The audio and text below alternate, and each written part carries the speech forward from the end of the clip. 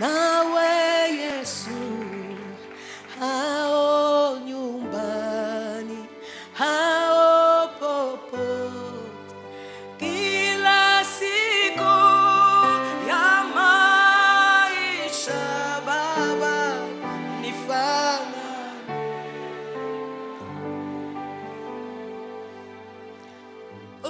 Ulishuka toka mbinguni juu la makosa langu, acha nikutumikie Baba, nifanane nawe Yesu, nifanane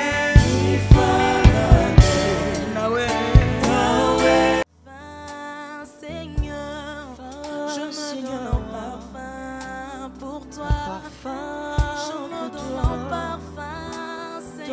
Parfum, je me donne en parfum pour toi. Un parfum que chante, un parfum qui danse, un parfum mélodie coulant de tout mon être.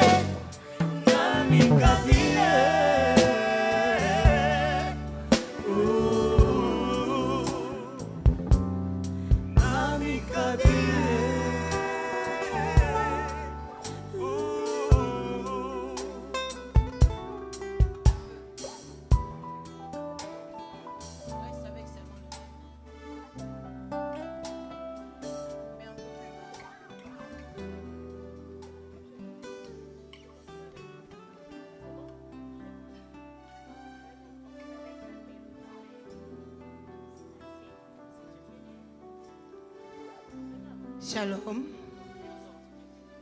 Nous vous souhaitons la bienvenue à ce déjeuner d'affaires. Aujourd'hui, c'est un jour merveilleux que Dieu a permis afin que nous puissions être réunis, vous et moi, afin d'avoir le secret par rapport aux finances et d'être accompagnés d'une onction de bénédiction de finances. Avant toute chose, nous devons nous consacrer à l'Éternel. Alors, ce matin, Dieu a permis qu'un des orateurs puisse ouvrir la prière qui va se faire en ces lieux. Vous allez m'aider, s'il vous plaît, à accueillir Maman Adassa qui viendra pour la prière d'ouverture. Nous appelons Maman Adassa.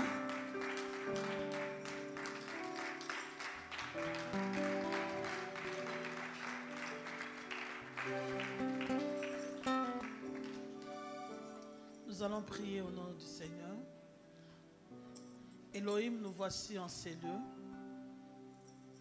Nous sommes là pour toi. Manifeste ta grandeur, ta puissance dans cette réunion. Apprends-nous à exceller. Apprends-nous à aller de l'avant. Nous remettons le déroulement de cette réunion entre tes mains, du début à la fin. Règne et que tout te donne gloire. Au nom de Jésus, nous avons ainsi prié. Amen.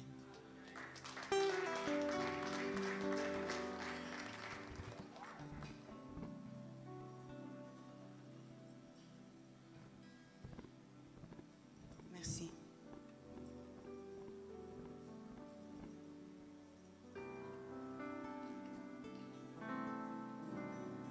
Bien-aimés,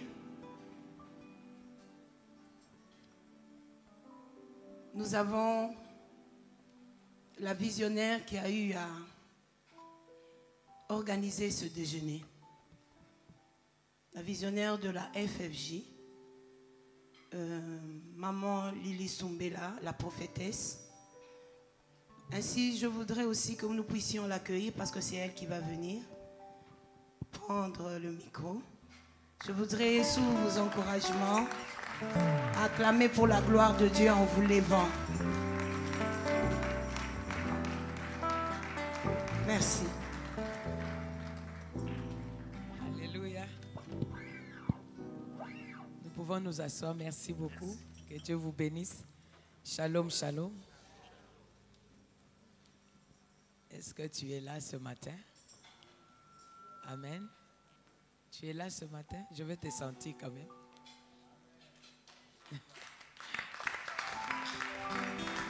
Amen.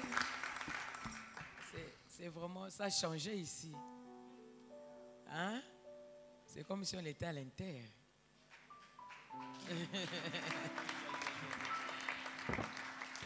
Que Dieu bénisse l'équipe de l'adoration, de la décoration. Amen. Dieu est bon pour nous. C'est pour nous la première fois de tenir notre réunion ici à l'église. Et nous bénissons Dieu parce que je crois que ça devait commencer ici et après sortir. Alléluia. Et je crois que vous êtes les prémices de cette réunion. Et je suis sûr qu'il y aura beaucoup de témoignages au milieu de nous. Amen. Et nous sommes dans la joie ce matin de recevoir notre papa, hein, l'ange de la maison. Et de moi à recevoir l'apôtre Jean-Baptiste Soumbel.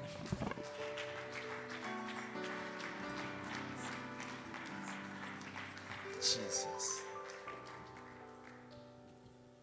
Alléluia. Bonjour. Que Dieu nous bénisse. On peut s'asseoir s'il vous plaît. Merci d'être venu. Nous sommes honorés par votre présence.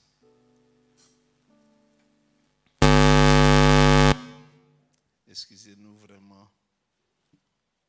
On ne veut pas vous faire peur.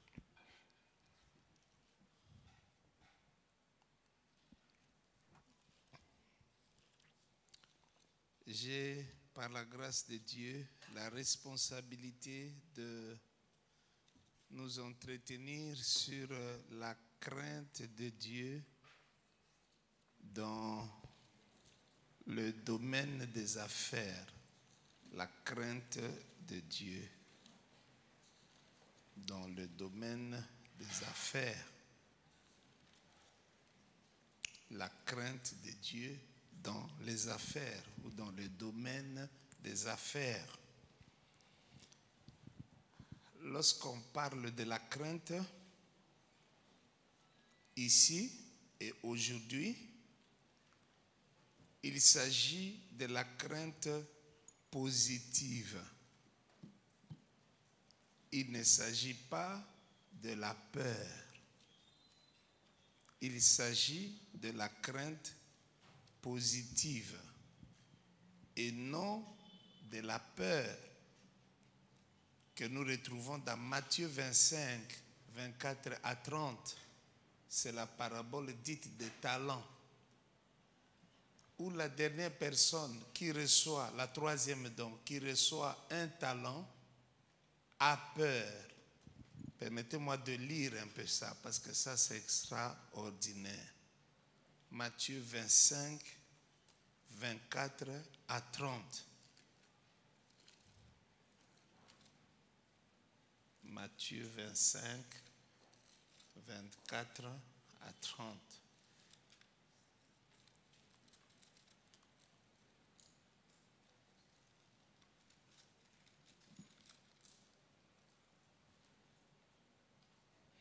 La Bible dit: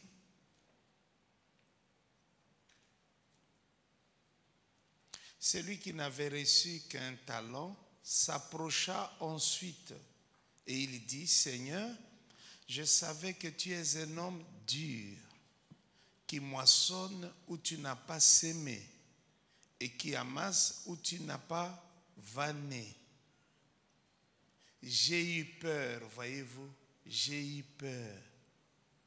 Et je suis allé cacher ton talent dans la terre. Voici, prends ce qui est à toi. Son maître lui répondit: serviteur méchant et paresseux, tu savais que je moissonne où je n'ai pas sémé et que j'amasse où je n'ai pas vanné. Il te fallait donc remettre mon argent au banquier et à mon retour, j'aurais retiré ce qui est à moi avec intérêt. Ôtez-lui donc les talents et donnez-les à celui qui a les 10 talents. Car on donnera à celui qui a et il sera dans l'abondance. Mais à celui qui n'a pas, on ôtera même ce qu'il a. Et les serviteurs inutiles, jetez-les dans les ténèbres du dehors, où il y aura des pleurs et des grincements de dents. Amen. Lorsque la Bible parle, lorsque ce matin plus exactement, nous parlons de la crainte de Dieu, nous ne parlons pas de la peur négative. Non, parlons pas de ça. Cet homme, il a trop peur. Il est immobilisé par sa peur. Ça, c'est pas la crainte. Ah, Dieu va me tuer, Dieu va me frapper. Dieu... Non, il ne s'agit pas de ça. La crainte dont il est question ce matin signifie, dans le domaine des affaires, donc, signifie à peu près 3 choses. La première, il faut faire les affaires avec Dieu.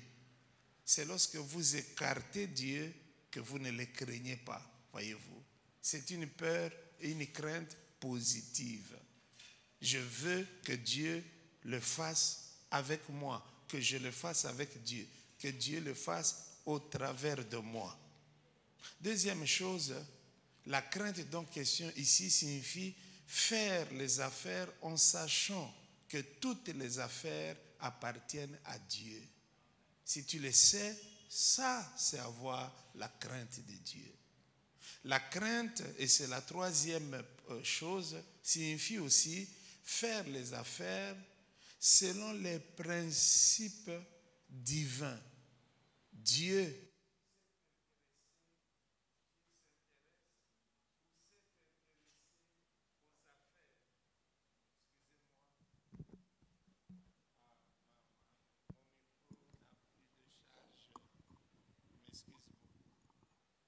Jesus.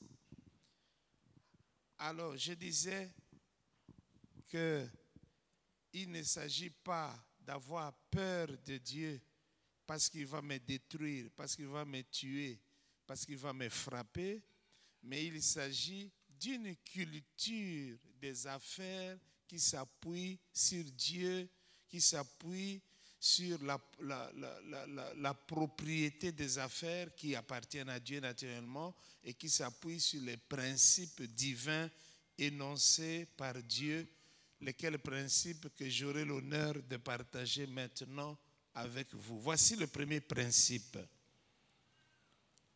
Il faut toujours commencer avec Dieu. Proverbe 3, 5.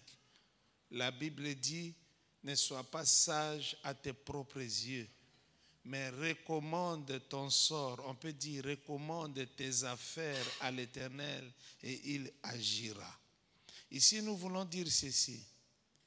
Beaucoup de gens, surtout les enfants de Dieu, commencent leurs affaires en cachette, en catimini. On dirait qu'ils ne veulent pas que Dieu le sache. Le problème n'est pas le problème de Dieu, parce que Dieu a placé des hommes. Il a dit: confiez-vous à Dieu, vous aurez la force. Mais confiez-vous à ses serviteurs et vous réussirez. Ça, c'est la démocratie de Dieu. C'est comme ça qu'il a décidé. Tu ne peux pas dire: moi je ne fais confiance qu'à Dieu. Non. Dieu a dit: il faut faire confiance aussi à l'homme de Dieu, à la femme de Dieu. Donc tu ne peux pas vouloir commencer une affaire sans associer les hommes de Dieu qui travaillent pour Dieu. C'est très important. Il faut recommander, pour que ces gens-là, ces hommes de Dieu, recommandent tes affaires à Dieu. C'est vraiment le premier pas et le plus important. C'est le premier mouvement. Et si tu rates ce premier mouvement, quand Dieu n'a pas été l'alpha d'une chose, il n'en sera ni l'Emmanuel et encore moins l'oméga. Donc quand tu veux faire le premier geste, il faut chercher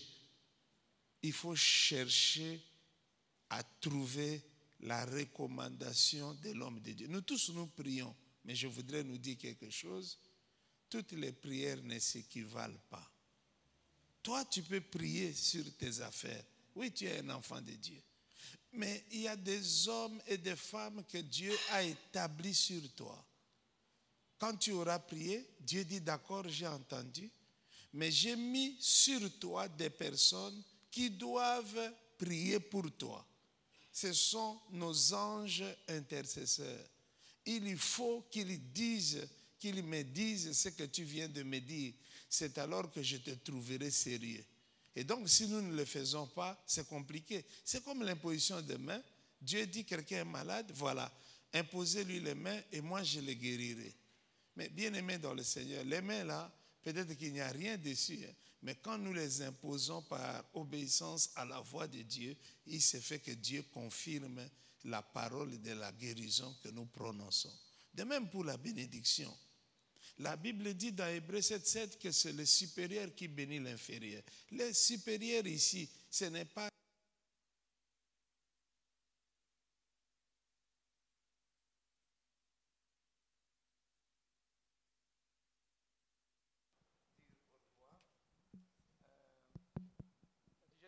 le supérieur ici, le supérieur dont question dans le verset de Hébreux chapitre 7 verset 7, oui, c'est vrai que Dieu est le supérieur créateur, c'est vrai. Et c'est vrai que nos parents sont des supérieurs géniteurs, c'est vrai. Mais les supérieurs dont parle la Bible dans ce verset de Hébreux 7 7 sont nos supérieurs spirituels. Bien-aimés dans le Seigneur, nous sommes dans un pays d'Afrique où l'orgueil ne nous aide pas beaucoup. Mais dans la vie chrétienne, il faut accepter que quelqu'un soit supérieur à toi. C'est très important. Il faut accepter donc non seulement de ployer les genoux devant quelqu'un pour qu'il prie pour toi, mais d'abord intégrer le principe que cet homme, cette femme a été établi pour cela. Très, très, très important. Merci. Merci.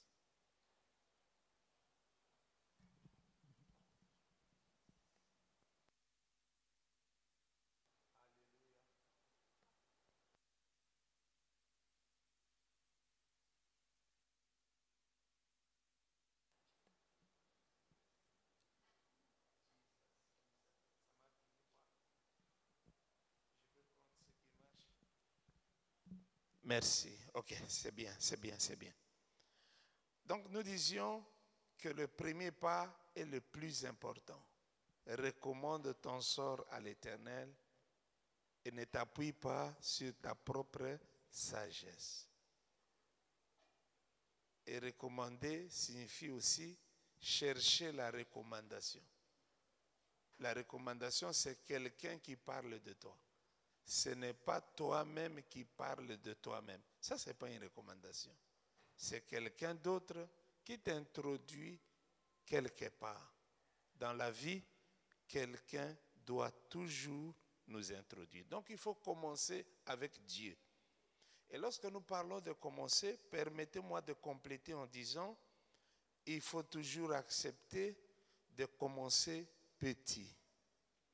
Car tout ce qui naît grand est un monstre. Il faut accepter de commencer petit. Chacun de nous présents dans cette salle sait que nous avons nous-mêmes commencé comme des petits points microscopiques dans le sein de nos mamans. C'est par échographie seulement qu'on pouvait nous voir, c'est-à-dire au travers d'un instrument. Mais au jour d'aujourd'hui, chacun de nous est visible. Mais on ne l'a pas toujours été. À un autre moment, nous étions symbolisés simplement par un petit point microscopique. Donc pour nous voir, il fallait des appareils. Mais aujourd'hui, tu es visible, même très visible, et parfois trop visible. Amen. Amen. Voici le principe numéro 2. nous parlons de la crainte de Dieu dans les affaires. Le principe numéro 2. Il faut établir son alliance d'affaires. Il faut établir une alliance d'affaires. Je mets entre parenthèses avec Dieu. Ici, je dirais une très petite chose, mais qui est trop grande. Dieu, pour un enfant de Dieu, Dieu est le principal actionnaire. C'est ça le principe. C'est ça le principe. Dieu. C'est-à-dire, tout ce qui n'est pas en conformité avec Dieu, même si ça te réussit aujourd'hui, Dieu le supprimera demain. Parce que c'est un Dieu jaloux. On ne peut pas commencer avec lui et quelque part vouloir réussir sans lui. Il va t'abîmer, te détruire. Ça ne marche pas comme ça. Quand Dieu met ses pas quelque part, il faut continuer à l'honorer. Parce que si tu ne l'honores pas, la Bible dit, Dieu honore ceux qui l'honorent. Tu l'honores, il t'honore. Tu ne l'honores pas, la Bible dit, tu le méprises. Lui ne peut pas te mépriser. Parce que Dieu ne peut pas mépriser un homme et cet homme continue à vivre. Non. Mais la Bible dit, si tu méprises Dieu, tu seras méprisé. Par qui? On ne sait pas. Tout va se rebeller contre toi. Tout va créer le mépris, le déshonneur en toi. Donc Dieu, c'est le partenaire le plus important. Tout le monde peut t'abandonner, mais Dieu ne le fera jamais. Et il y a des situations dans la vie où il faut nécessairement l'intervention de Dieu. Et si tu as établi un partenariat avec lui, il sera là. Il sera le plus fidèle, l'associé le plus important. Il sera là. Il est plus que l'argent. Il est plus que la réussite en affaires. Il est plus que les autres partenaires. Parce que lui, il est Dieu. Amen. Amen. Donc vérifiez votre partenariat, même dans votre vie. Vous vivez avec quel principe exactement? Qui est Dieu pour vous? Il est ce Dieu de dimanche matin qui est Dieu pour vous. Il est le Dieu de la prière matinale et de la prière vespérale, comme nous on le disait à l'époque. Qui est ce Dieu pour vous? Est-il votre vie? Est-il la vraie respiration, c'est-à-dire, parce que nous n'avons que demi-respiration, est-il la respiration totale de votre vie? Qui est ce Dieu pour vous? Beaucoup de gens parlent de Dieu, mais les principes de leur vie sont sans Dieu. Ça, c'est se moquer de Dieu. Dieu est le principal partenaire. Principe numéro 3. Quand tu veux craindre Dieu positivement, tu dois respecter dans les affaires ce que j'appelle ici la loi des premières choses. Parlons-en. Parlons un peu de cette loi des premières choses. Vous savez, le Dieu que nous servons n'accepte pas de tenir le second rôle. Il n'accepte pas d'habiter dans les deuxièmes zones. Notre Dieu, en tout et pour tout, il doit être numéro 1. Et pour nous rappeler qu'il est numéro 1, il a établi certains principes dans la Bible pour nous contenir dans la crainte de Dieu. Par exemple, en affaires, les premiers bénéfices sont des prémices et ils appartiennent en entièreté à Dieu.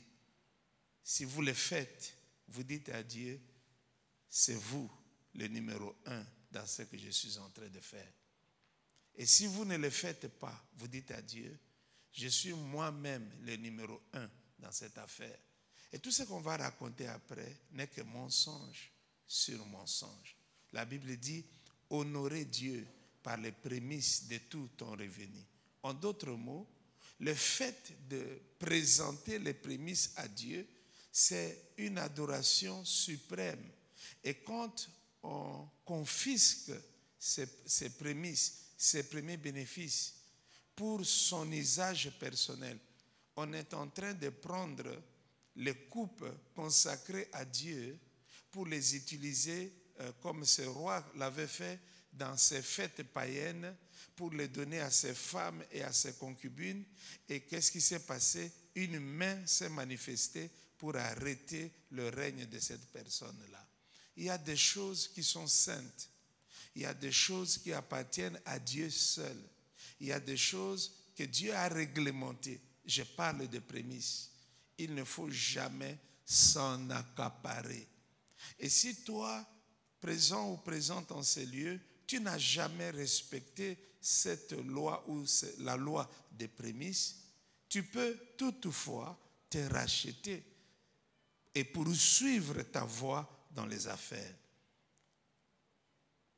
La loi des premières choses concerne, deuxièmement, les dîmes. Et ici, je parle des premières dîmes qui sont elles aussi des symboles. Dans les affaires, tu ne peux pas prévoir quels microbes vont commencer à se développer dans les affaires que tu fais juste pour t'amener à la ruine. Mais la dîme est là justement pour s'en prendre aux dévoreurs malins. Et les premières dîmes sont un signe. Tu dis, dans ces affaires ici, Dieu sera à la place de Dieu. Encore une fois, le fait de consommer la dîme, c'est le fait de renvoyer Dieu loin de ce que nous sommes et loin de ce que nous faisons. L'autre loi importante, c'est la loi, toujours la loi des premières choses, concerne les premières semences. Vous savez, bien-aimés dans le Seigneur, payer les dîmes, c'est très bien. Remettre les prémices, c'est très bien. Mais vous savez, quand nous faisons ce que Dieu nous demande, je voudrais vraiment que nous comprenions cela. Quand nous faisons ce que Dieu nous demande, il faut dire la vérité que nous ne faisons rien. Je vais m'expliquer. Je répète, quand nous faisons ce que Dieu nous demande, la vérité en cette matière signifie que nous ne faisons rien. Par exemple, la dîme, c'est l'argent de Dieu qu'il a juste positionné provisoirement chez toi. Alors si tu prends cet argent, tu l'amènes à la maison de Dieu, tu n'as rien fait. Tu n'as rien fait signifie, tu n'as fait que remettre à Dieu ce qui lui appartenait. Si je t'avais prêté cet habit, et puis tu viens me le remettre, ou bien tu le tenais pour moi, et tu viens me le remettre, je ne dois pas te remercier outre mesure, parce qu'il s'agit de mon habit. Je ne sais pas si je me fais comprendre. Je n'ai pas dit que la dîme est inutile, mais j'essaie de vouloir nous faire comprendre quelque chose. Quand tu ramènes les prémices, tu ne fais rien de grave, parce que les prémices sont consacrés, même avant qu'ils ne se manifestent. Ils sont déjà consacrés. Ils sont la propriété de Dieu. Tu ne fais que remettre à Dieu ce qui lui appartient. Mais il y a quelque chose qui est exceptionnel. Ce sont les premières semences. Vous savez, les semences, c'est quoi? Les semences, ce n'est pas la dîme. Les semences, ce ne sont pas les prémices. Les semences, ce ne sont pas des offrandes comme ceci ou comme cela. Non. Mais les semences sont une activité divine. Sont une pensée de Dieu. L'exemple, c'est Abraham. Pour rien au monde, Abraham pouvait avoir la pensée de sacrifier son Isaac à Dieu. Pour rien au monde. Il n'a jamais eu cette pensée-là. Jusqu'au jour où Dieu lui a parlé de cette sémence. C'est ça l'idée des sémences. Ce n'est pas ce que tu dois dire. Abraham a toujours payé la dîme. D'ailleurs, la dîme existe à partir d'Abraham. Abraham a toujours fait des actes de toutes sortes. Mais l'idée, 1, de recevoir un enfant presque à 100 ans, 2, de le tuer, ne l'a jamais effleuré. Mais Dieu lui dit, c'est ce que j'attends de toi. Ça, c'est une sémence. Et si tu es appelé à devenir puissant dans la vie, il y a un signe qui ne trompe pas. Dieu va commencer à te demander des semences. Et ce sont ces semences qui vont fonder ton alliance dans la vie. Ce n'est pas toujours la dîme, ce n'est pas toujours les prémices, mais ce sont les semences. C'est-à-dire, Dieu, nous sommes à 7 milliards. J'aime toujours dire ça. Nous sommes à 7 milliards. Et il y a plus riche que moi, il y a plus riche que toi. Mais quand Dieu se dérange pour te rendre visite dans ta chambre et te demander une semence, il faut comprendre les choses. Il ne s'agit pas de te piquer ton argent, mais il s'agit de te donner plus d'argent que tu n'aurais jamais eu par tes propres efforts. Vous aurez constaté que finalement, l'enfant d'Abraham ne mourra pas, mais Abraham va recevoir une bénédiction qu'il va léguer à tous ses enfants. Au jour d'aujourd'hui, que ce soit Ismaël, que ce soit Isaac, mais les deux là ont réussi dans le monde entier. Ismaël a réussi par l'eau, c'est-à-dire le pétrole, et Isaac a réussi par les sciences, par les techniques, par tout ce que nous admirons. Si vous regardez très bien, c'est le produit d'Isaac. Et si ce n'est pas le produit d'Isaac, c'est le travail d'Ismaël. Pourquoi? Parce qu'à sémence exceptionnelle coïncide un avenir exceptionnel. Là où nous sommes malheureux, c'est sur le point des semences.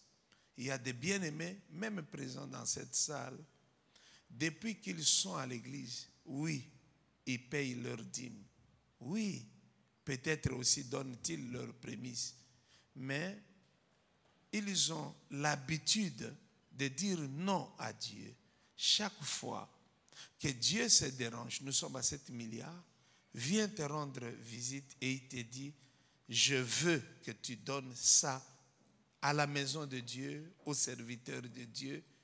La seule réponse qui est déjà enregistrée par le répondeur de notre cœur, c'est non. C'est non. Et à force de dire non à Dieu, on finit par perdre sa présence, par perdre sa grâce. C'est pourquoi nous voyons même à l'église, les gens se lèvent et ils tombent. Après, quand ils tombent, ils sont étonnés et ils accusent tout le monde. Mais ils ne peuvent pas savoir que Dieu est venu, Dieu s'est dérangé plusieurs fois pour leur dire, c'est toi qui dois faire ça. Ils ont dit non. C'est toi qui dois faire ça. Ils ont dit non. C'est toi qui dois faire ça. Ils ont dit non. Et Dieu s'est retiré. Et il est allé poser les mêmes problèmes à d'autres personnes. Et la bénédiction qui était réservée pour toi n'a pas pu se réaliser sur toi. Donc la loi des premières choses. Dieu est numéro 1 dans certaines choses. En tout cas dans toutes choses, nous devons les maintenir là-bas. Principe numéro 4. Quand tu fais tes affaires, il y a quelque chose que nous déplorons. Lorsque un enfant de Dieu n'a rien, il est très fidèle à l'église. Mais si Dieu commence à se manifester dans le domaine des affaires, parce qu'aujourd'hui nous sommes dans le domaine des affaires, vous verrez que cet enfant de Dieu disparaît de l'église. Maintenant, son église, ce sont ses affaires. Il va privilégier ses rendez-vous d'affaires au rendez-vous divin. Le principe numéro 4 dit ceci, les rendez-vous divins sont supérieurs aux rendez-vous d'affaires.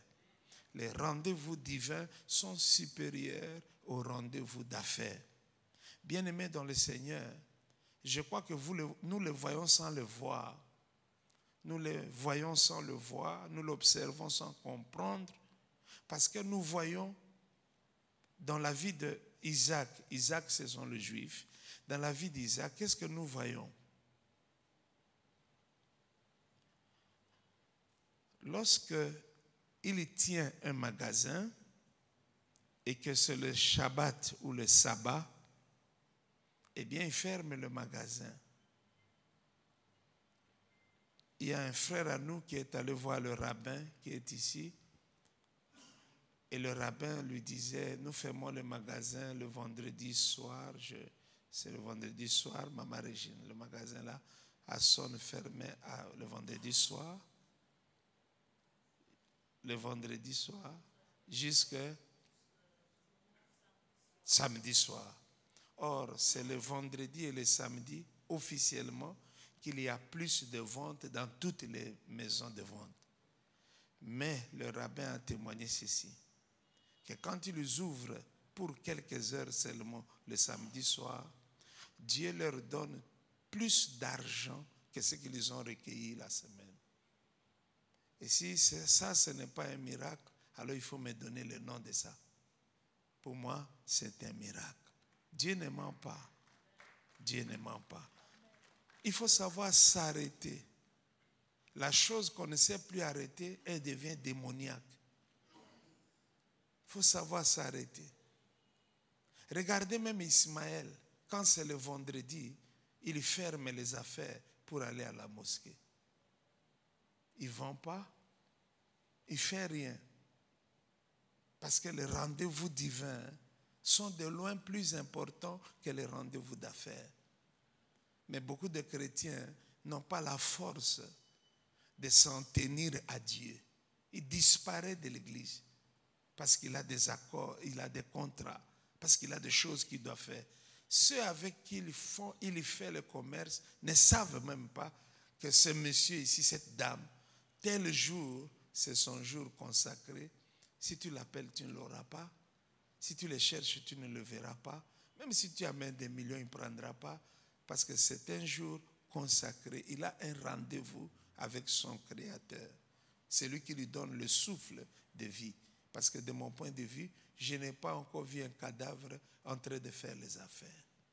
C'est parce qu'on est vivant qu'on peut faire les affaires. Les rendez-vous divins sont supérieurs aux rendez-vous d'affaires. Quand j'étais étudiant, mon père spirituel, Maman Adassa connaît, avait l'habitude, j'étais son interprète, avait l'habitude de venir me tirer du home pendant les examens, la session. J'ai dit, mais Seigneur, qu'est-ce qui va se passer? Il dit, non, je sais que tu as session, mais j'ai un séminaire là-bas, il faut aller me traduire. Et on marchait, on n'avait pas de moyens, tout ça. Parfois, j'arrivais à l'université à 1h du matin. Et le matin, j'avais session. Je ne devais pas dormir. Je devais étudier. Mais même si j'étudiais, mais je n'avais que quelques heures avant l'examen, souvent, je n'arrivais pas à terminer ma préparation. Mais vous savez ce que je constatais? Dieu est Dieu. Je peux presque dire ceci.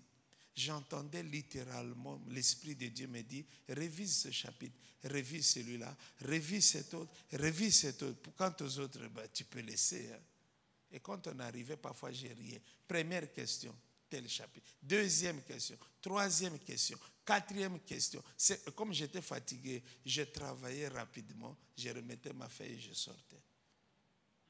Quand tu privilégies Dieu, Dieu aussi va te privilégier. Vraiment, nous avons un très grand problème. Un très grand problème. Je ne sais pas. Il ne s'agit pas de critiquer qui que ce soit, mais le jour où Dieu va te lever, je ne sais pas comment tu vas commencer à te comporter. C'est facile de dire, tel se comporte mal, mais je ne sais pas le jour où Dieu va te lever, comment toi-même tu vas te comporter. Je n'ai pas le temps, je n'ai pas le temps. Bien aimé, il n'y a rien qui détruit notre vie comme ce bout de phrase-là. Je n'ai pas le temps. Parce que si tu n'as plus le temps pour Dieu, un autre jour, Dieu n'aura plus de temps pour toi.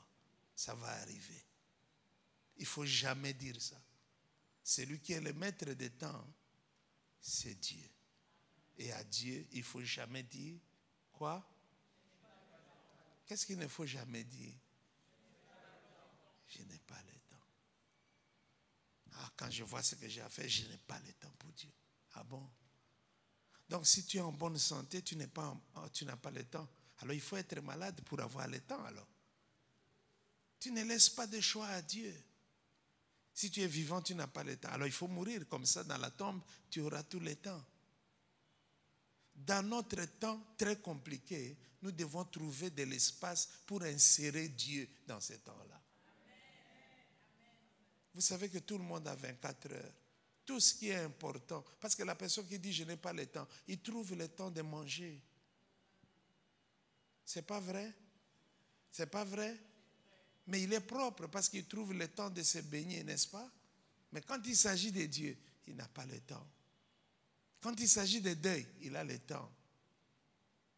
Parce qu'il a peur des hommes, mais il n'a pas la crainte de Dieu. Nous avons le temps pour des choses accessoires. Mais nous n'avons pas le temps pour Dieu.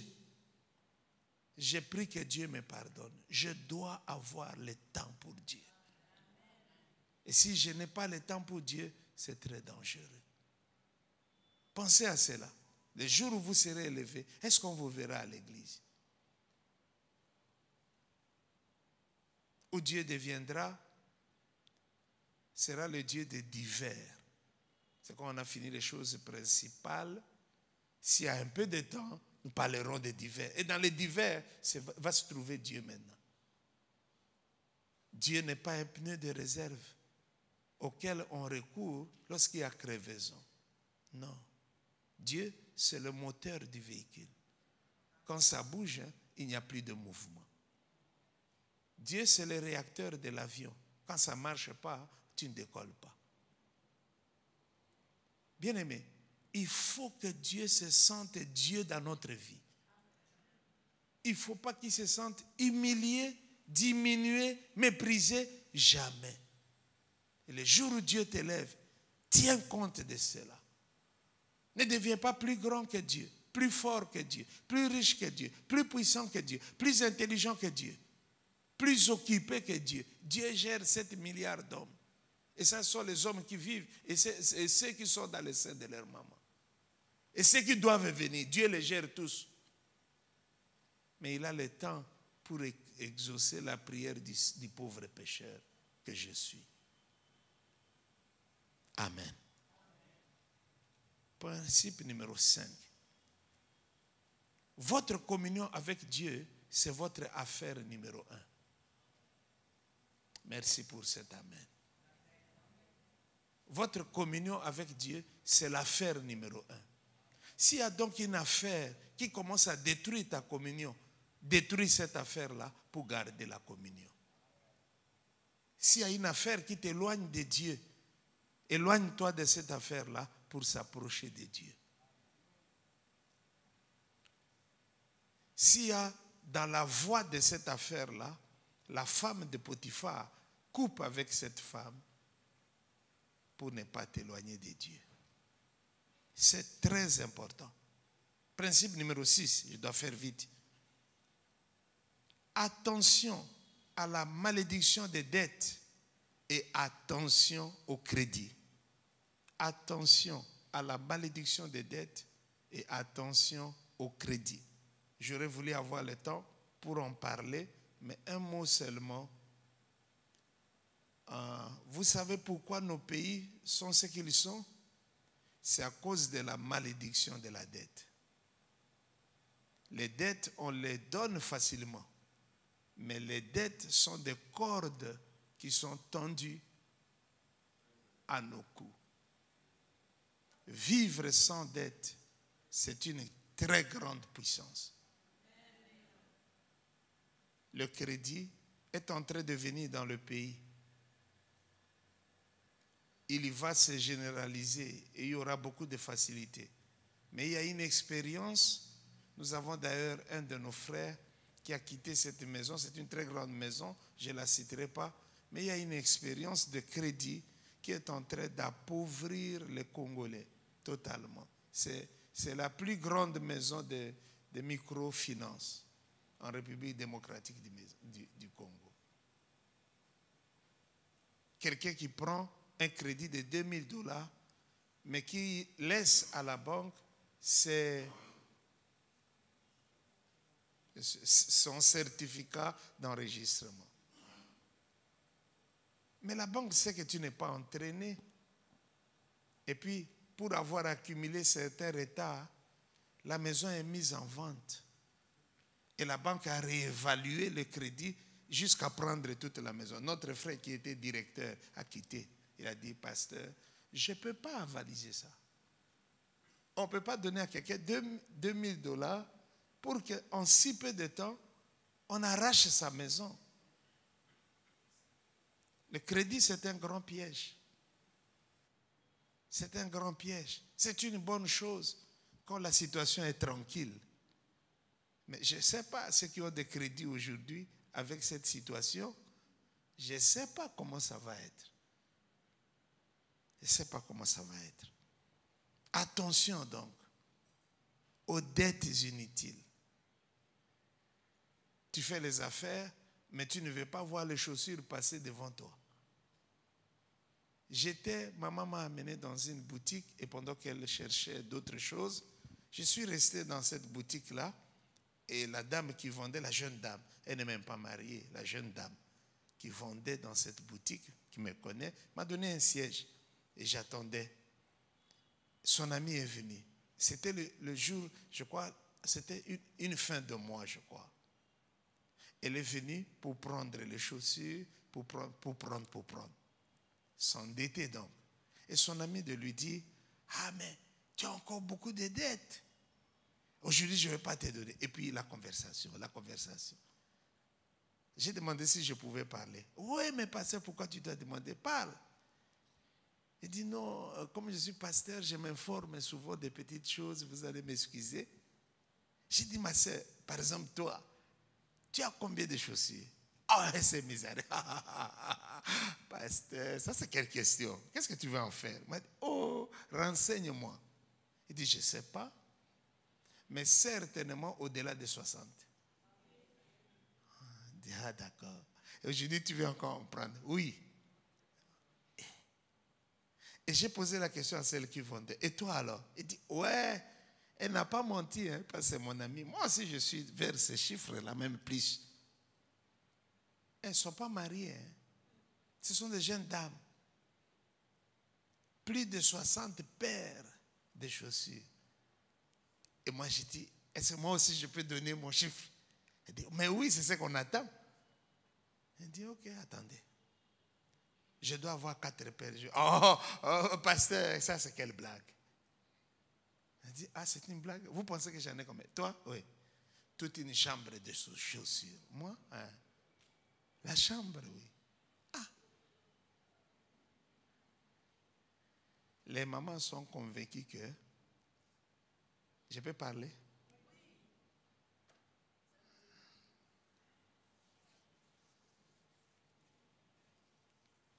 Je suis en train de tourner mes phrases. Je ne vais pas avoir d'ennemis. Les mamans sont convaincues que, regardez-moi, avant de sortir, non, il faut mettre toutes leurs chaussures devant elles. Elles-mêmes portent ça. Mais des pieds invisibles aussi portent les autres paires. Alors quand elle sort, elle est là ici. Mais toutes les chaussures la précèdent. Qui vient là? C'est elle. Elle en a combien? 60. Ah, gloire à Dieu. Ça, c'est la pauvreté. Parce que nous allons tous sur Victoire ou en ville. Vous voyez des magasins qui n'ont pas 60 paires à présenter. Alors, comment tu peux avoir 60 paires? Conséquence, tu ne connais même pas que cette paire-là est là. Je peux même voler tes paires. Il en est de même pour nous. Si pour les dames, à la limite, on peut comprendre. Pour un homme, on ne peut pas comprendre. On a trop de responsabilités pour être abîmé par les chaussures.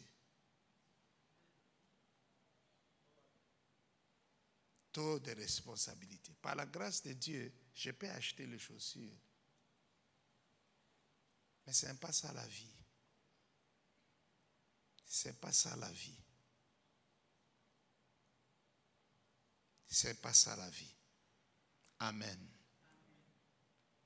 Vous êtes fâchés, tant pis pour vous.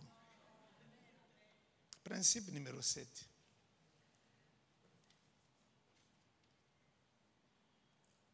En tant qu'enfant de Dieu, il faut demander de bonnes idées au Saint-Esprit. Demande de bonnes idées. Il y a certainement une idée qui traîne en l'air que le Saint-Esprit veut donner à quelqu'un. Et même s'il l'a donné à quelqu'un, il y a certainement une bonne manière d'exécuter cette idée-là. Le Saint-Esprit peut t'en donner les précisions. Principe numéro 8. Si tu as demandé la prière pour commencer tes affaires, il ne faut pas disparaître parce que tes affaires marchent. Il faut revenir de temps en temps pour rendre des comptes. C'est très important qu'on étudie avec toi. Tu en es où? Ça marche ou ça ne marche pas? Comment on peut prier? C'est très important. Ici, les gens prennent la prière comme les autres là qui ont pris la prière. Ils étaient aveugles, je crois. Lépreux ou aveugles? Lépreux que Jésus a envoyé. Et puis un seul. Jésus au moins a eu la chance d'avoir un seul qui rentre. Mais moi, j'ai quelle chance? Souvent, on ne rentre pas. Surtout quand ça marche. On ne rentre pas. Mais si ça ne marche pas, oui, on peut rentrer. On peut rentrer pour partager les problèmes. Les gens partagent avec nous des problèmes, mais ils ne partagent pas avec nous des solutions. Ils viennent nous surcharger, mais quand la gloire arrive, ils se camouflent. Tu vois seulement que ça bouge dans la vie de ses frères, ça bouge dans la vie de ses sœurs. Mais on était là au début quand il n'y avait rien. Maintenant qu'il y a la solution, pourquoi sa joie ne peut pas être ma joie aussi? Il ne reviendra pas. Il a peur de vous. Il vous aime à distance. Principe numéro 9 et enfin. Ce principe, je l'ai mis à la fin pour que vous puissiez vous en souvenir. Qui consiste à traiter nos affaires comme des ministères ou comme des prolongements des ministères. C'est le principe qui consiste à traiter nos affaires comme des ministères ou comme les prolongements de ceux-ci. C'est un grand principe. Pour le musulman, son entreprise est une mosquée. Et pour le musulman, il fait les affaires pour financer la guerre sainte. Je ne sais pas si vous le savez. Ils accumulent l'argent pour financer l'islam. Ils le disent, c'est l'argent de l'islam. En tant qu'enfants de Dieu, nous devons trouver la religion de l'argent, par exemple, qui circule en République démocratique du Congo. Et nous constatons que ceux qui enrichissent ces gens, ce sont les enfants de Dieu. Je crois que dans les jours qui viennent, nous devons être suffisamment courageux pour commencer à dire aux enfants de Dieu, avant d'acheter, il faut connaître la religion du vendeur.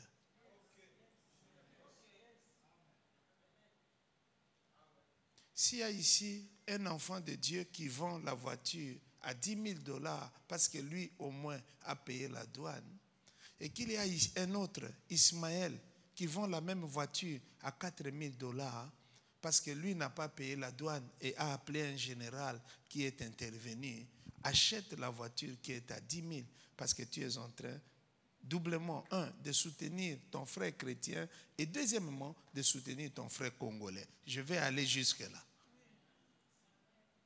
Je voudrais nous défier, et je crois que Papa Honoré a une licence en économie, il pourra me compléter. Aucun pays du monde ne s'est développé sans une classe moyenne autochtone qui a pu se faire de l'argent en affaires.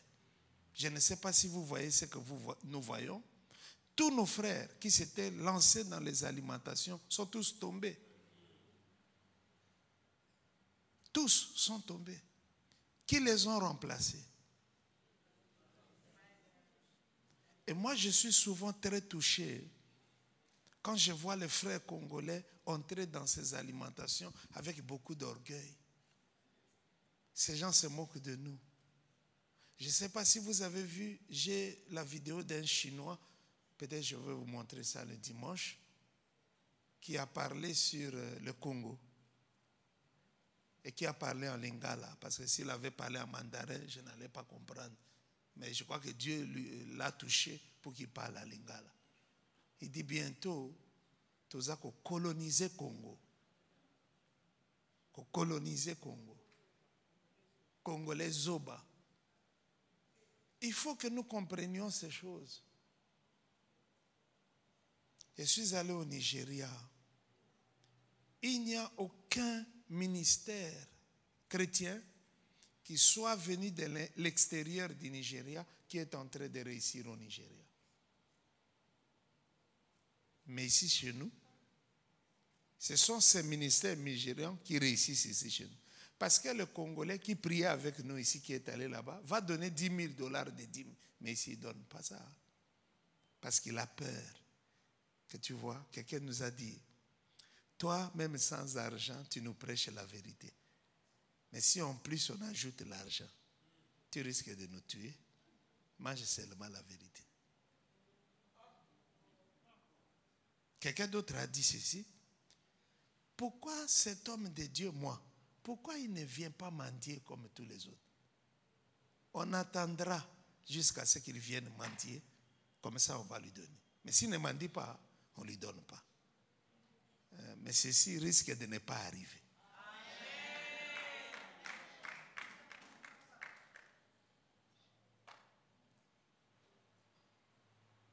La mendicité n'est pas un ministère.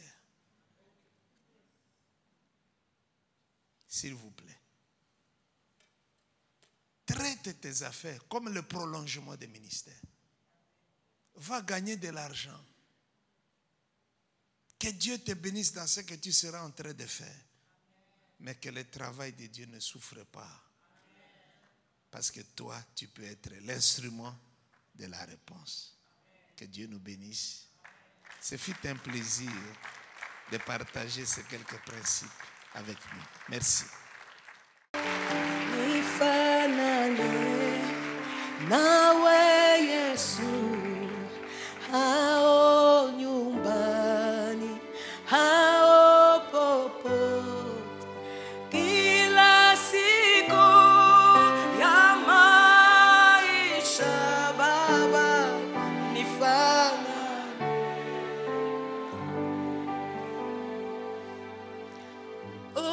ulishuka toka mbinguni juu la makosa langu. Acha nikutumikie Baba, nifanane nawe Yesu, nifanane